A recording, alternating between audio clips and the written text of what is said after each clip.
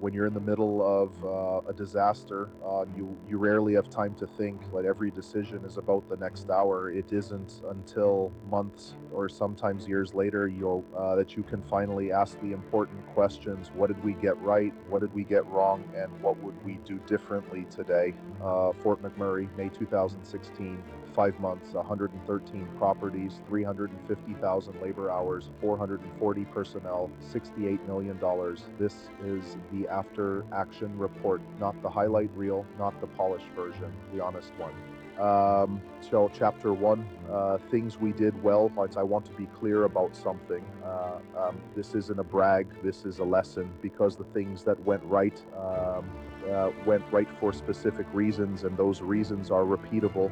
But the first thing we got right was speed. We mobilized before most people had finished reading the news. The phone rang on a Tuesday. We were on the road by Wednesday morning in emergency response. The first 12 hours define everything that follows. We understood that, and we moved.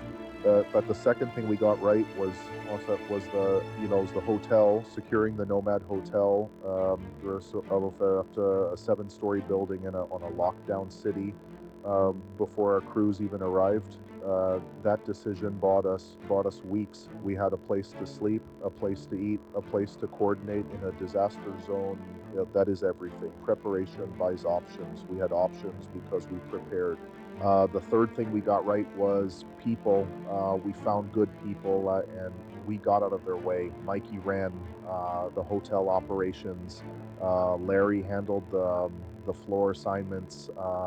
The catering team fed 440 people a day out of a converted parking garage. I didn't like to micromanage any of it. I didn't need to empower the right people, and the operation runs itself. So it's chapter two, our biggest mistakes. This is where I think trust is built. Anyone can tell you what went right. It takes a different kind of honesty to tell you what went wrong. Fatigue, we underestimated it completely. We had people working 18-hour days for weeks, and we kept telling ourselves, they're professionals, they can handle it, they could handle it, but they shouldn't have had to. Fatigue doesn't just slow people down, it changes how they make decisions, it changes how they treat each other. If I did this again, I would build mandatory rest into the schedule from day one, not as a luxury, as an operational requirement. Communications, we had radios, we had phones. What we didn't have was a consistent protocol. Information was moving in every direction. Sometimes the right people got it, sometimes they didn't. In 2016, we were still figuring it out. Today, I would build a single communication structure before the first truck left the yard. One channel, one protocol, everyone on it. Documentation, we were so focused on executing that we weren't always recording what we were doing. Decisions were made verbally.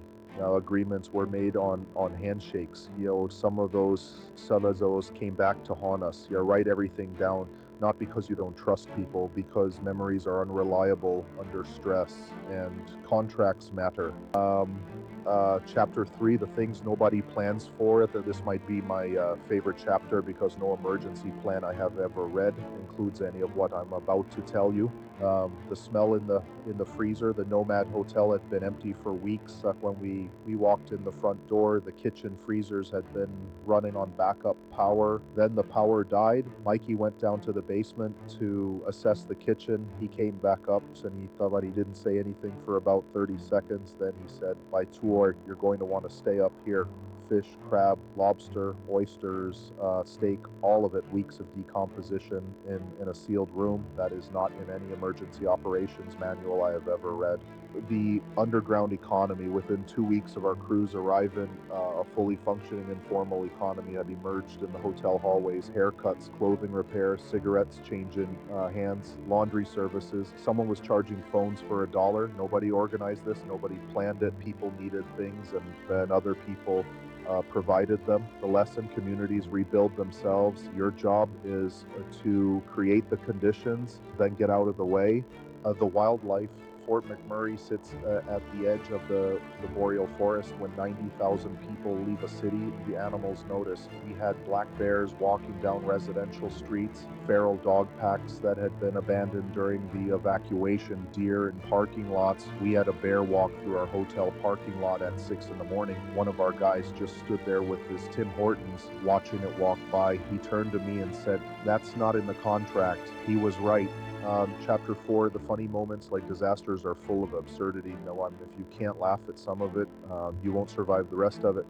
Larry, where we found the honeymoon suite. We're doing a room by room assessment of the Nomad Hotel, 7th floor. Larry opens a door and goes quiet. Heart-shaped jacuzzi, red velvet everything, a mirror on the ceiling. He turns around, looks at me very seriously and says, "I'm taking this one." He did. Room 607 for 5 months. I took 711. Mikey took 712. We claimed the whole floor. Very professional. The RV, early in the operation, like before we had the hotel secured, we needed somewhere to stage. We parked an RV in a client's driveway, 2 black pickup trucks behind it, 3 guys eating sandwiches in lawn chairs, in a burning city, very professional.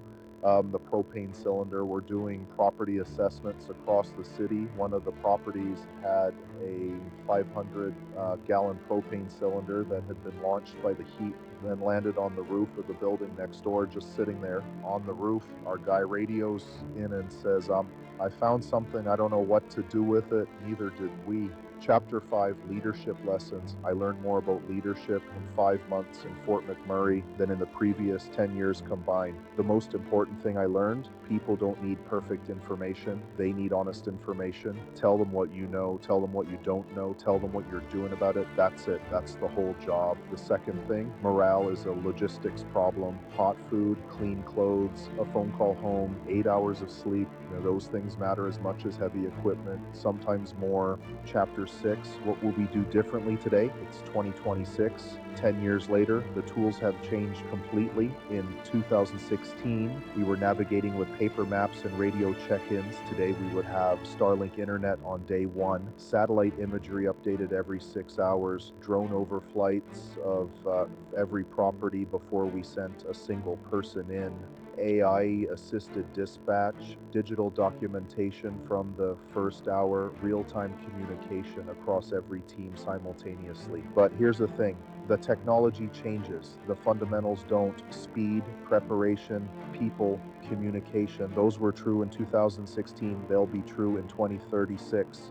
A few questions I get asked a lot. Were you ever scared? Yes, once on Highway 63 when the fire crossed the road 300 feet in front of us. We stopped the truck, watched it cross, waited for it to pass. That was the moment I understood what 90,000 people had been running from. Did anyone refuse to go? No, not one person. How much did people sleep? Not enough. Never enough. Did you ever think about leaving? No, not once. Chapter 7, the biggest lesson. People think disaster response is about solving problems. It isn't. It's about creating enough stability so that ordinary people can begin solving them for themselves.